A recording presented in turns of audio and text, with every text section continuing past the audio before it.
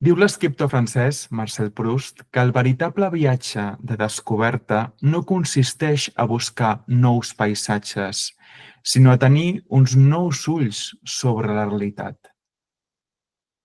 I de quina manera podem viure aquesta realitat?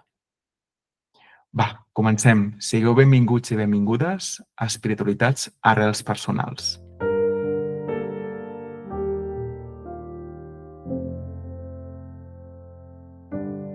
Avui tenim entre nosaltres en Daniel Moreno, un home profundament enarrelat a la seva fe i compromès amb la seva tasca com a pastor de l'Església Adventista del Setè Dia.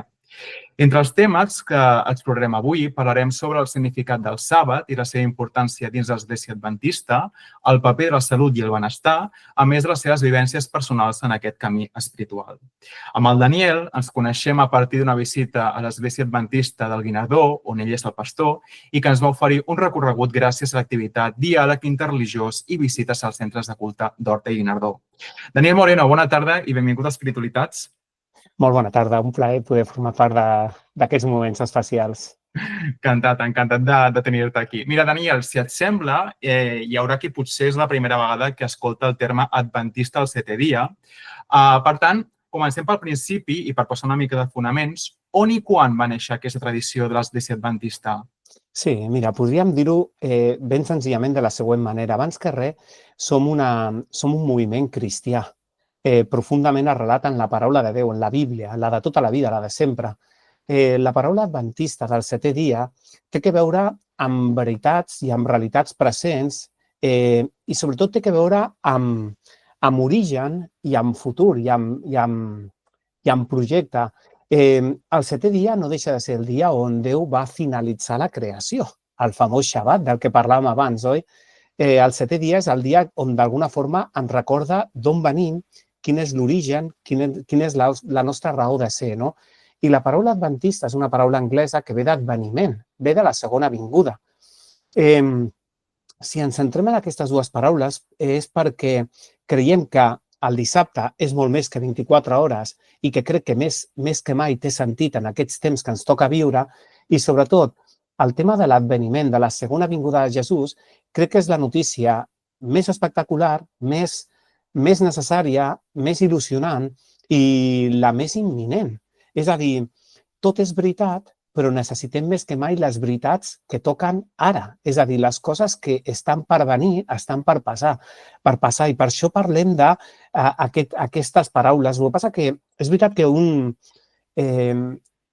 títol potser no engloba tot el contingut, però ens pot ajudar a fer una idea. Però sobretot, cristianisme, seguidors de Jesús, allà on es troba. Crec que aquesta seria l'essència. És un moviment que sorgeix cap a l'any 1863, després de l'experiència de Guillermo Miller, de William Miller i de més, i d'un munt d'estudiosos de la paraula que van arribar d'alguna forma al convenciment profund de que al 1844 passaria alguna cosa i evidentment no va passar res a la Terra, però sí que segons la profecia més llarga de la Bíblia, que és la profecia dels 2.300 anys, clarament veiem que des de 1844 Jesús canvia de funció al santuari celestial i per això estem arribant una mica com a la part final de la història d'aquest món. I per això més que mai es necessita compartir un missatge ple de sentit, ple de significat, on poder transmetre amb claredat com és Jesús i per què podem confiar en ell. Aquesta seria una miqueta l'essència. I per resumir-ho una mica, quins serien els pilars fonamentals de la fe adventista? Perquè, pel que tinc entès, almenys així ens ho vas explicar a la trobada, poseu molta èmfasi a la cura de la salut física i psicològica, oi? Sí, efectivament. En essència, el que podríem dir és que som hereus de la Reforma, sola escriptura, sola fide, sola gràcia, soli Deo gloria, tota escriptura, etc. I a partir d'aquí el que intentem és, des del missatge bíblic, especialment enfatitzar el que té a veure amb aquest temps en el marc profètic. Especialment, si veieu, el logotip de l'Església moltes vegades té com tres flames o tres àngels que té a veure amb el missatge. És a dir, si tu mires especialment el llibre Apocalipsis, te n'adones que els capítols centrals són del 12 al 14, on està descrivint quin és el conflicte que estem vivint, però sobretot quin és el missatge d'esperança en aquest món i per aquests moments. Si parlem d'especificitats, clar, en poques paraules, i després podem parlar el que vulguem, parlaríem de que especialment entenem que la Bíblia té més raó de ser que mai, creiem en la salvació per la gràcia, sempre ha estat així, Antic i Nou Testament, creiem en el valor de la llei de Déu, el que passa que el miracle és que Déu pot gravar la llei, la seva llei al nostre cor, és a dir, no ens salvem per les obres, sinó perquè rebem el regal, i és un regal transformacional. Podríem parlar del dissabte, com hem parlat, podríem parlar de l'ensenyança del santuari, no? No un santuari a la terra, però sí un santuari al cel, on, per exemple, el llibre d'Hebreus, els Salms, Apocalipsis en parla moltíssim. I és un tema que té més que mai sentit, no? Parlaríem del tema de la profecia en totes les seves vessants i, sobretot, parlem del concepte del judici de Déu, que és per salvació. És per salvació quan depenem d'ell. Aquesta és una mica l'essència. El tema que deies de la cura de la salut, en essència, de lo que es tracta és, nosaltres només tenim una vida i una dimensió física, una dimensió mental, una dimensió espiritual. I donat que només tenim una vida, la connexió entre el cos, la ment i la vida espiritual estan molt interrelacionades. Per això entenem que quan més et cuidis físicament, més fàcil serà la lluita contra les circumstàncies, tentacions, pecats, etc. Llavors, la cura de la salut no és per egoisme, en plan, escolta, jo em cuido i visc 120 anys, que no és així, sinó sobretot és pel fet de dir, escolta, la salut és un regal i el que desitgem és donar glòria i honra a Déu i d'alguna forma que, donat que la ment és l'instrument amb el qual connectem amb Déu, tota la cura de la salut té molta vinculació. Per això intentem seguir els 8 principis naturals, que són els de sempre. L'aigua, el descans, l'exercici, la llum solar, l'alimentació, l'abstinència de tòxics, l'esperança, són elements fonamentals que el que intenten és que ens cuidem, no? Seguim les lleis bíbliques, com per exemple, jo, soc vegetarià perquè entenc que els animals cada cop estan més deteriorats. Però la Bíblia parlava de quins són els animals útils per l'alimentació i quins no són útils per l'alimentació. I encara que això sigui una llei levítica, continua tenint tot el sentit perquè el porc és porc o el marisc és marisc, etc. També promovem l'abstinència de tòxics, d'alcohol, begudes que d'alguna forma et puguin alterar el teu còrtex prefrontal on connectem amb Déu. És tot un conjunt de situacions que ens ajuden a una qualitat de vida dintre d'un món deteriorat i on les coses no són fàcils, som conscients d'això, però en essència seria això. Hi ha una connexió física, mental i espiritual, som una sola persona, no hi ha una divisió entre l'ànima és bona i és immortal, el cos és dolent i és material, no. Som una sola persona. Nosaltres no és que tinguem una ànima, sinó som una ànima. Estem fets del pols de la terra i de l'alè de vida de Déu. Quan nosaltres morim, el cos es descomposa i diem que l'alè torna a Déu com l'electricitat torna a la font quan apagues la bombeta, però no té res a veure amb el concepte de que una cosa incorpòria de la teva essència vagi a algun lloc en absolut. De fet, el que fa Déu és guarda memòria als llibres del cel. Aquesta és la qüestió. I aquí està la teva còpia de seguretat, el teu iCloud, està ben en bones mans. I Déu et pot tornar a la vida amb la resurrecció de la segona vinguda si és que passem per la mort. I ja està. En essència seria això. I com seria la visió adventista sobre aquesta segona vinguda de Crist? Doncs mira, en poques paraules, perquè això, la invitació és a seguir investigant o seguir navegant, no? Però fixa't que la segona vinguda de Jesús, fixa't, en poques paraules la idea és visible, és a dir, no és una cosa que passi en secret, amb tot el meu respecte, el concepte, per exemple, del rapte secret, sona molt bé, però no té un fonament bíblic. És molt més algo sortit d'una novel·la que no pas del que la Bíblia diu amb tota claredat, perquè la Bíblia té una progressió, això d'una banda, visible, audible, tothom el veurà, etc. Quin és el repte? Quina és la realitat de tot això? Doncs que Satanàs, a 2 Tessalonicencs, parla clarament de que Satanàs imitarà la segona vinguda. Per això hem de tenir clar a qui esperes i quines són les instruccions que la Bíblia ha donat. Per posar-te un exemple, Satanàs imitarà una falsa segona vinguda amb un Messies que tocarà el terra, que caminarà, que dirà que la llei de Déu s'ha canviat al diumenge en vez del dissabte, però tot això no està a la Bíblia.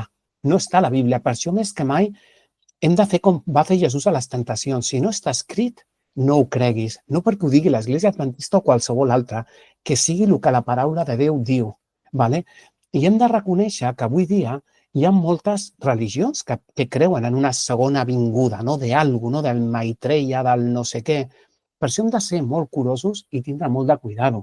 Avui dia, per exemple, hi ha tot un moviment de la reconstrucció del Tercer Temple de Jerusalem i tal. Hi ha tot un moviment sionista en aquest sentit. Hem de ser prudents perquè realment, la Bíblia parla clarament de que la Jerusalem és la Jerusalem celestial, no parlem d'una Jerusalem terrenal, això no va de política, sinó que va d'aquesta dimensió espiritual. I poca cosa més. Serà un moviment al·lucinant i avui dia, amb tota la tecnologia i tots els moviments espiritistes, hem de tindre molt de cuidado. Per què? Perquè cada cop més el fenomen ovni va més i més enllà i hem de tindre cuidado d'origen i d'on ve i quin és el sentit. Perquè entenem que Satanàs el que fa és falsificar tot el projecte de Déu. Dissabte, diumenge, parella, qualsevol altra versió de parella. I així ens podríem parlar de tot. Segona vinguda, falsificació de la segona vinguda per intentar enganyar a quants més millor, no? Però per això hem d'estar ben atents als aconteixements, no perdre el mapa de vista i saber-nos moure, però amb prudència i seguint doncs, el que Déu ha deixat per escrit. No tenim tots els detalls, però tenim els detalls suficients per poder creure, confiar i no ser enganyats. Aquesta és la clau, perquè avui dia, el que dèiem del fenomen ovni, cuidado, perquè aquí entenem que aquest planeta està en quarantena i no crec que vinguin a visitar-nos persones d'altres planetes perquè fins que no s'arregli el problema del pecat, aquí no vindria ningú. Però cuidado perquè Satanàs és capaç de disfressar-se d'allò que tu vulguis creure. La importància d'això. I diguem que, gratant potser més a la teva visió més personal, és a dir, el Daniel, com es prepara espiritualment per a aquesta segona vinguda? Uau, quina bona pregunta, eh? Mira, jo crec que la millor preparació és la connexió amb Déu. Perquè fixa't una cosa, Jesús va venir, Jesús va viure una vida admirable, Jesús va morir, Jesús va ressuscitar. Jo crec que el millor homenatge que li podem donar a tot aquest pla de salvació és una vida entregada al nostre Déu. És una altra forma de dir-li, Senyor, tens raó, el teu pla funciona i la Bíblia diu clarament, quan un pecador es penedeix, hi ha més alegria al cel que qualsevol altra cosa. I jo crec que la millor forma de viure és viure cada dia amb el Senyor a pesar de les nostres limitacions, traumes, complexes, desafiaments. Avui dia vivim pandèmies d'estrès, d'ansietat, de depressió, d'angoixa. Per això crec que Déu va dir amb tota claredat, Jesús va dir amb tota claredat, en aquest món podem tenir afliccions, però confieu, jo he vençut el món, no? I jo crec que una forma més clara de preparar-nos és la següent. Mira, la Bíblia parla clarament de que arribarà un judici. El judici no és una qüestió de saber has estat bo, has estat dolent. No, crec que el judici té que veure amb t'has vestit de Crist, li has entregat a Crist tot o t'ho has guardat per tu mateix? Perquè Jesús ja sabia que tu estaves perdut. Jesús té poder per salvar-te, per restaurar-te, per purificar la teva vida. Llavors, donat que aquest judici és una realitat necessària per posar punt i final al problema del pecat, la idea és, escolta, donat que només ens pertany el dia d'avui i no sabem què ens passarà demà, la proposta és viu cada dia connectat amb Déu. Viu cada dia amb ell. Escolta, te'n recordes els típics profes? Escolta, hi haurà un examen, però us dono l'oportunitat de venir a veure'm, us dono exercicis, us els corregeixo. Escolta, doncs, el que jo vull és que cada dia el Senyor m'ajudi, em rectifiqui i que cada dia, d'alguna forma, comenci el dia amb ell i acabi el dia entregant amb ell limitacions, errors comesos, defectes, etc. Perquè ell té poder per transformar-me. I és gràcies a ell, no és gràcies a mi, sinó és gràcies a ell actuant a pesar de mi mateix. Aquesta seria l'essència. D'alguna manera em recorda fins i tot els exercicis espirituals de Sant Ignaci de Loyola, no? Quan parlava d'aquell examen de dia que hem de fer a la part final del dia, com una mica de valoració de on hem perdut o no hem seguit el Crist, no? Això mateix. Em recomana, ara pensava en això. Una de les coses que em van cridar més l'atenció quan vaig visitar aquesta església adventista al Guinardó va ser la manca d'art figuratiu. No teniu imatges, oi? A les esglésies. Efectivament. I potser gratar una mica més i ja entrant potser al tema de la religió i societat, vivim d'alguna manera en un moment on cada vegada més persones s'allunyen de les religions, diguem, tradicionals. No sé si vosaltres percebeu aquest fet des de l'Església Adventista. És a dir, no sé si teniu persones potser més interessades en la vostra tradició que potser venen d'altres. Sí, hi ha de tot, Hi ha de tot. Però mira, si em permets, el concepte de les imatges, deixa'm que ho expliqui en breus paraules. Fixa't, nosaltres creiem que la llei de Déu és un reflexe del caràcter d'amor de Déu i que els 10 manaments, els de tota la vida, els 4 primers tenen a veure amb l'amor a Déu i els 6 últims tenen a veure amb l'amor al proïsme. I fixa't, no? El primer és no tinguis déus aliens. El segon és no et facis imatges. El tercer és no buidis de significat el nom de Déu. El quart és el Shabbat. El 5 és el respecte als progenitors. El 6 és no matar, no adulterar, no robar, no mentir, no codiciar. Aquests són els 10 manaments, no? Fixa't que el segon dels manaments té a veure amb el concepte de no fer-te una imatge. Per què? Perquè mai creixeràs per sobre de la imatge que posis al davant teu. És interessant perquè, fixa't, no?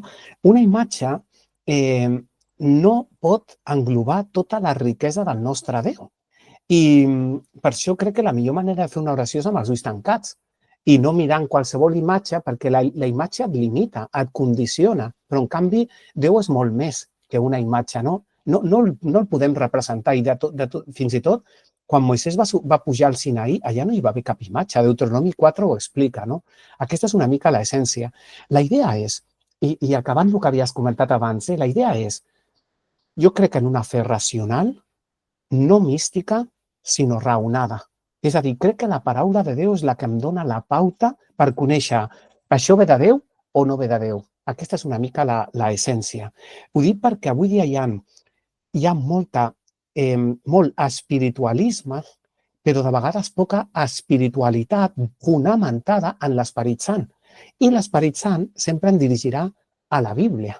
Aquesta és una mica la qüestió. Llavors, anant a la pregunta que em plantejaves, la idea és, fixa't, no? Avui dia vivim en una societat, com ho podríem denominar, no? Secularitzada, una societat materialista, una societat consumista, una societat on els valors tradicionals estan sent alterats, adulterats, el que sigui. No? Podríem parlar de tantes característiques. A pesar de tot això, mira, una de les coses que més m'emocionen personalment és el fet dels processos de conversió de les persones. Dintre de l'Església Adventista, què teniu? Doncs de tot.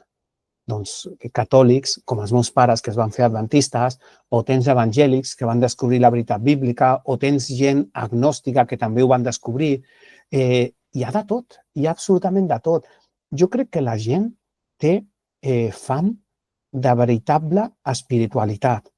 I a mi una de les coses que més em preocupen és la distorsió del caràcter de Déu, perquè si Déu està distorsionat, no aniràs a Déu a buscar-ho, però llavors aniràs a la mare natura, que se sol dir, en vez d'anar al Pare Déu, o aniràs a les energies, o aniràs a la mística oriental, o aniràs a tu mateix, o aniràs al panteisme, aniràs a qualsevol altra història. Però jo crec que això de la fe és una búsqueda personal de Déu, d'un Déu que va prendre la iniciativa en venir-nos a buscar i on a la Bíblia clarament t'estableix el camí, la veritat i la vida perquè el puguem trobar. Hi ha de tot, hi ha experiències de tot, Pots trobar metges, enginyers, i pots trobar gent humil i gent molt capaç. Hi ha de tot. Perquè, vull dir, jo crec que Déu té un camí per cada persona. Déu té un camí per cada persona i crec que és molt xulo veure com Déu treballa en nosaltres molt abans de que nosaltres ho reconeguem. Això és el que et podria dir. I quins són els temes socials que et preocupen? És a dir, com a pastor de l'Església Adventista, quins són els temes que més ara mateix consideres que són preocupants? És que és molt bona pregunta, eh? Mira, si jo hagués de parlar de temes, jo sé que d'això em donaria per moltíssim, però si hagués de fer una breu descripció, jo parlaria de les injustícies des de qualsevol punt de vista, les que apareixen als mitjans de comunicació i les que no apareixen, injustícies, no? Falta de respecte, falta de drets fonamentals, etc. No? Distorsió de la llei de Déu, és a dir, quan es trenca la llei de Déu, l'ésser humà pateix. L'ésser humà pateix, es pateix la societat, pateixen les relacions humanes i ens fem mal. Vale? També parlaria del desconeixement i la ignorància, perquè la ignorància és molt atrevida i és un greu problema. I el desconeixement el mateix. És que a mi m'havien parlat d'un Déu que és, jo què sé, castigador, que et llença un raig si et portes malament o el que sigui, no? De fet, jo crec que la primera vinguda de Jesús, clarament, l'objectiu va ser venir a representar adequadament el caràcter de Déu. Res més, res més. També podríem parlar d'això, no? El que hem parlat, la distorsió del caràcter de Déu. I sobretot, entendre el veritable evangeli. L'apòstol Pau deia l'evangeli és poder de Déu per a la salvació. Nosaltres diem que l'evangeli és poder, però poder no és per moure aquí taules i cadires. Poder per vèncer el pecat, per ser transformat per Crist i que no sigui jo, sinó sigui gràcies a ell. I per mi crec que l'evangeli no és només coneixement, no són dades històriques, no vull que siguem uns friquis de la profecia, sinó el que vull és que l'evangeli encarni a la meva vida i que nosaltres siguem unes evidències reals de que Jesús funciona, de que Jesús està viu i de que Déu és amor encara que vivim en un conflicte còsmic. I sobretot jo el que desitjo és això, que la gent pugui tenir la seva oportunitat de conèixer aquest missatge i a partir d'aquí que cadascú, en la seva llibertat personal, prengui la seva decisió pròpia. Aquesta seria una mica l'essència o els temes que més m'amoïnin, no? Sí que podíem parlar de política, religió, economia, medi ambient, però, mira, tots els grans macrotemes, crec que la solució està en la naturalesa humana i en el poder de Crist gràcies a la seva victòria sobre la creu perquè l'ésser humà pugui canviar. No creiem, amb tot el respecte, amb els partits polítics, sinó el que sí que creiem és en la transformació del cor. No? El millor favor que li podem fer a aquest món és permetre que Crist ens aparti de nosaltres la violència en qualsevol de les seves formes. Això és el que penso en relació als temes d'aquest temps. En un món on hi ha moltes fake news, em preocupa que hi hagin fake news espirituals. Aquesta és la qüestió. Llavors, Daniel, no creus llavors que les religions s'han d'adaptar als canvis socials i culturals de la societat, no? Per suposat que sí. El que passa que, clar que ens hem d'adaptar, perdona que ho digui així, ens hem d'adaptar però no ens hem de vendre.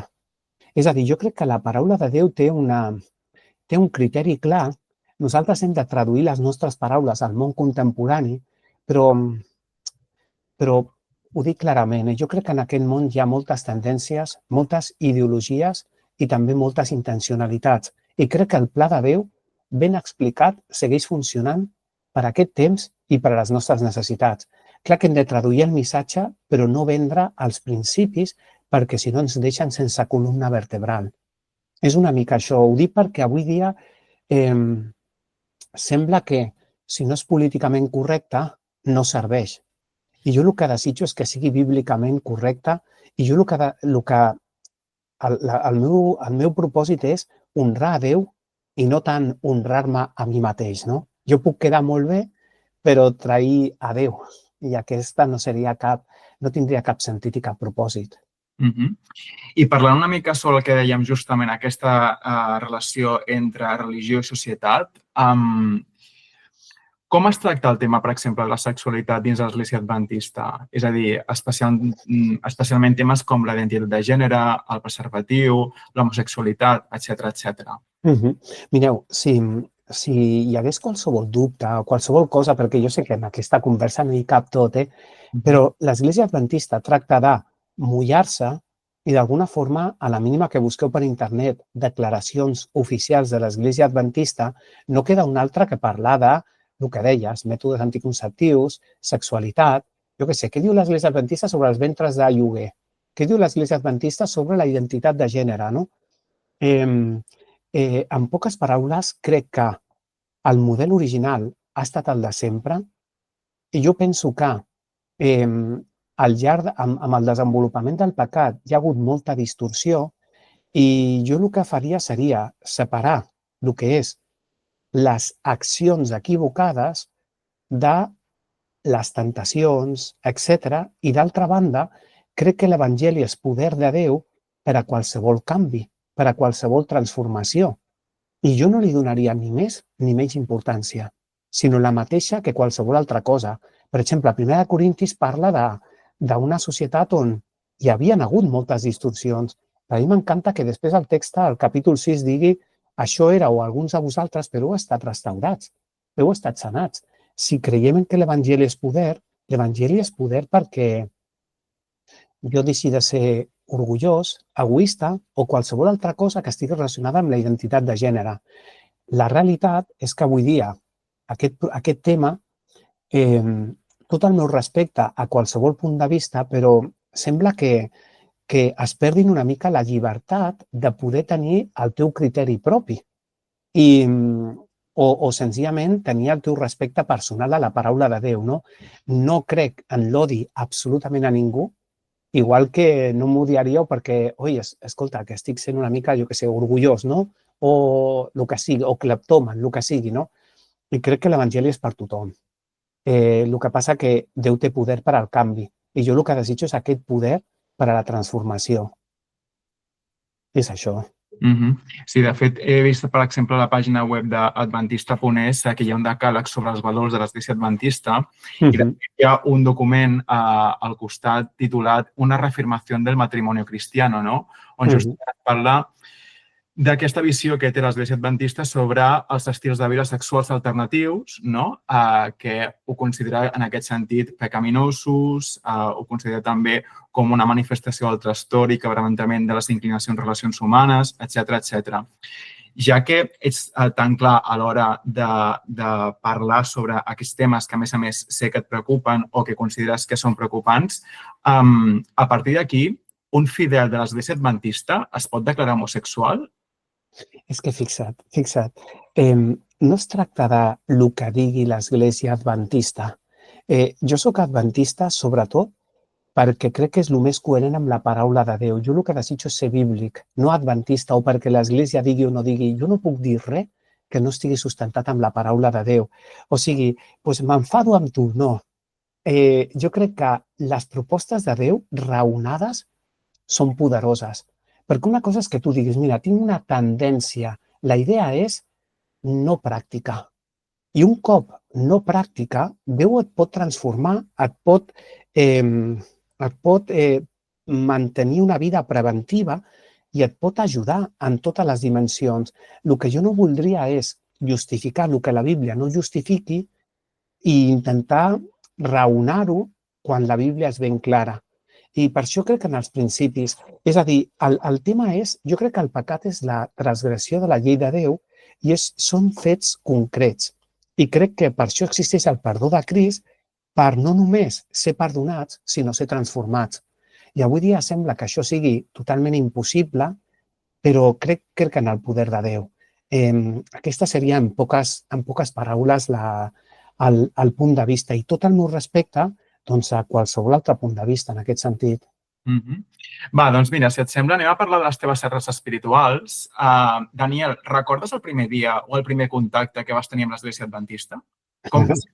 No sé si ens podries explicar una mica. Que bo, que bo. Mira, en realitat, clar, jo soc fill d'adventistes, tal com us he dit, de catòlics que es van fer adventistes, i clar, jo he viscut l'adventisme com des de petit, però en essència la idea és no vull formes sense fons, no vull tradicions sense principis, no vull cultura sense fonaments, no? I fixa't que sí, jo des de petit, doncs sí, allà a l'església, amb la convivència, però jo me'n recordo que amb la meva adolescència, jo me'n recordo que el meu pare va morir quan jo era molt jove i tal, i jo me'n recordo que d'alguna forma, vaig buscar les meves alternatives, no? I després de la meva... Perquè jo crec que d'alguna forma tots els fills hem estat fills prodis en algun moment, no? Seguint la paràbola de Lluc capítol 15, no? I jo el que penso és que no es tracta de ser com el fill gran de la paràbola, que tota la vida a casa i no saps com és Déu, sinó el fet de dir, escolta, busca, compara, i si trobes alguna millor, adhereix-te o depèn d'això, no? Jo he vist l'amor de Déu, he vist la misericòrdia de Déu, la paciència de Déu amb les meves errades i veig la gràcia cada dia, a pesar de les meves limitacions o a pesar de les meves misèries. I aquest miracle és el que em fa poder seguir endavant. En d'altres paraules, a nivell professional, sí, bueno, vaig estudiar enginyeria i tal, no?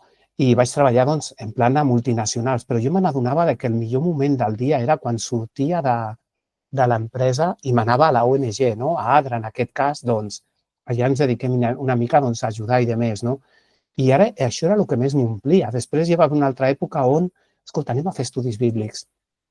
I anaves d'aquí cap allà, doncs, compartint la Bíblia, i això era el que més m'omplia.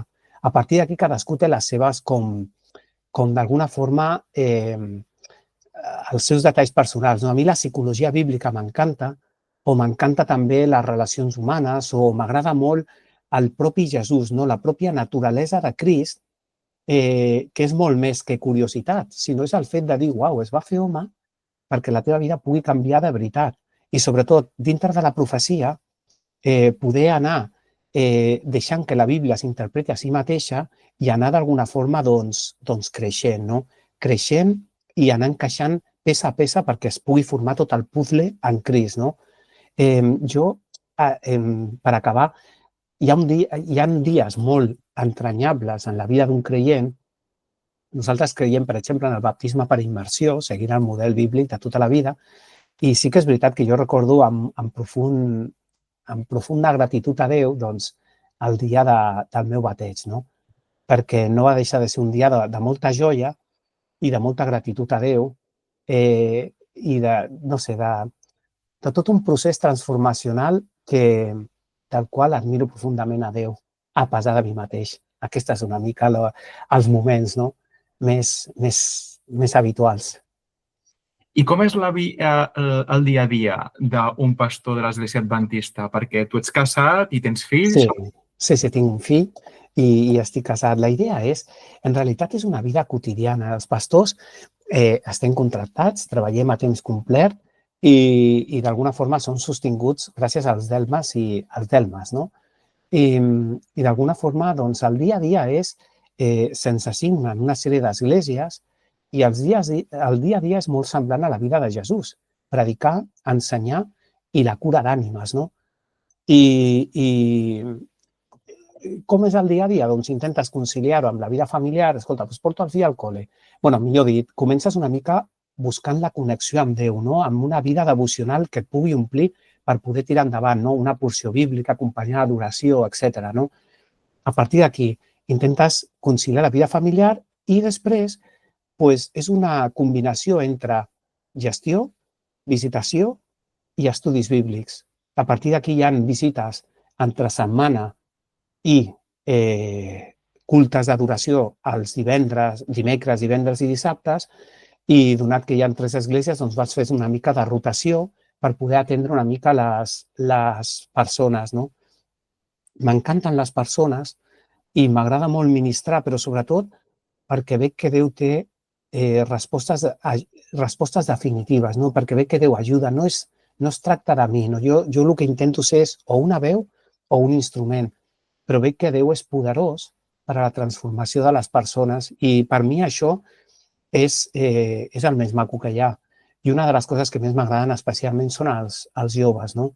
Perquè són molt més autèntics, són molt més crítics i potser les seves vides són més complicades que les nostres o més bombardejades, no?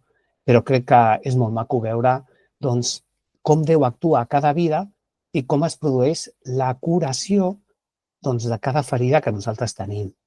Això és una mica el dia a dia. És veritat que no hi ha horaris, tenim un dia de lliure, més o menys, el diumenge o el dilluns, en funció de l'agenda, i és veritat que en el meu cas, es combina la vocació amb la professió i llavors ho gaudeixo molt, no està exens de moltes hores o de molta connexió al telèfon o del fet de que estem parlant de persones i no és allò de que, bueno, és el meu dia lliure i no agafo el telèfon. No, sempre intentes estar a l'aguait perquè cada cas i cada situació és complexa i el que vols és estar a prop del que pateix, no? És aquesta la idea. I llavors, Daniel, com definiries la teva relació personal amb Déu? Doncs, en poques paraules, jo crec que em considero un aprenent. Em considero un aprenent. És a dir, l'apòstol Pau parlava, no que ho hagi assolit ja, sinó que seguim endavant. La meva relació de Déu crec que és per la seva part de gràcia i per la meva part d'aprenentatge i admiració. No podria dir-t'ho d'una altra manera. I crec que la gràcia és diària, no és acumulativa. No és que jo m'hagi guanyat res, sinó que cada dia, com deia l'apòstol Pau, moro i depenc de Crist. I poca cosa més. És veritat que quan estàs al ministeri pots veure coses més crues, coses més dures o coses més difícils perquè hi ha molt de patiment o molt de sofriment, però també veus la mà de Déu més de prop i per això a mi m'estimula i em dona força per seguir endavant. En essència seria això. I un pastor de l'Església Adventista, com gestiona els moments de crisis espirituals o de dubtes? Els propis. Els propis, doncs, com qualsevol creient, jo crec. De fet, si tu te'n vas a la paraula de Déu, no sé, per posar-te un exemple, el propi Joan el Baptista, quan estava a la presó, ell va dir, escolta, ets tu el que hem d'esperar o esperem un altre? O, per exemple, el profeta Habacuc, que és un profeta perdut allà a l'Antic Testament, i d'alguna forma qüestionava Déu. I li deia, Senyor, però per què t'amagues? Si sembla que al dolent li funciona millor que a mi. Però després fixa't que al capítol 2 està el famós text aquest, el just per la fe, per la fidelitat viurà, no? El propi Job no li feia tant de mal les ferides com el fet de, Senyor, on estàs? Qui m'està acusant? No veig tot l'escenari, no veig tot el patiment. És que, saps què passa? Que no hi ha un altre camí que no sigui la paraula i l'oració. No hi ha un altre camí. I els pastors som gent de carn i ossos i no estem exents de patiments, de problemes familiars, de discussions, de problemes relacionals, etc. L'únic que intentem ser és instruments de la gràcia transformadora de Déu. I jo el que veig és que cadascuna de les nostres debilitats es converteixen després en oportunitats per poder ajudar. Les meves fragilitats viscudes a la vida o els meus traumes després es converteixen en empatia profunda per a qui pugui ser ajudat. El text bíblic diu consolem com som consolats. I crec que és el més important. No som superhomes, però sí que intentem servir. Podem estar més sotmesos als atacs de l'enemic? Sí, no dic que no. Però també estem més sotmesos a la gràcia de Crist. També ho he vist, això, personalment. I per això, el millor que podem fer és amagar-nos en Crist i dependre d'ell. I que no surti el factor humà. És a dir, que no surti el factor humà, perquè quan surt el factor ego, ho espatllem tot. Per això el millor és amagar-nos en Crist i tota la glòria i tota la honra i tot l'honor que sigui a Crist i no a nosaltres. Jo crec que Déu és l'únic que és capaç de portar la veritable adoració i no s'ho creu com ens ho creiem els homes. I no ho espatlla com ho espatllem els homes. Molt bé, doncs Daniel, moltíssimes gràcies. Acabem. Moltes gràcies per compartir la teva experiència espiritual i per oferir-nos la visió de l'Església Adventista. Ha estat un plaer. Moltes gràcies, la veritat. Moltes gràcies, un plaer també. I recordeu que poden trobar més entrevistes i més protagonistes al nostre canal de YouTube, a Spotify i també a les xarxes socials d'espiritualitats.cat. Moltes gràcies i fins la propera.